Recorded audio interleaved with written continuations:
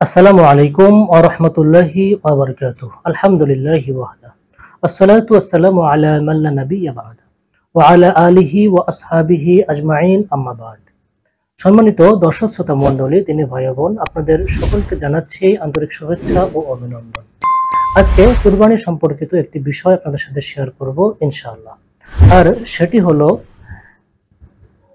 ঋণগ্রস্ত ব্যক্তি কুরবানি দিতে পারবে কিনা। জি, ঋণগ্রস্ত ব্যক্তি কুরবানি দিতে পারবে, তবে তার জন্য এই কুরবানি দেওয়াটা আবশ্যক নয়। যদি কুরবানি দেওয়ার থেকে তার ঋণের টাকা পরিশোধ করাটা বেশি জরুরি হয়ে থাকে, সেক্ষেত্রে ঋণের টাকা পরিশোধ করে ঋণ মুক্ত হওয়াটাই হচ্ছে উত্তম। তবে ঋণ হচ্ছে দুই প্রকার। এক ধরনের ঋণ হচ্ছে দ্রুত পরিশোধযোগ্য, যে আপনি যার কাছ থেকে ঋণ নিয়েছেন, এই ঋণ যদি আপনি দ্রুততম সময়ের মধ্যে পরিশোধ না করেন, যার কাছ থেকে ঋণ নিয়েছেন সে ক্ষতিগ্রস্ত হবে।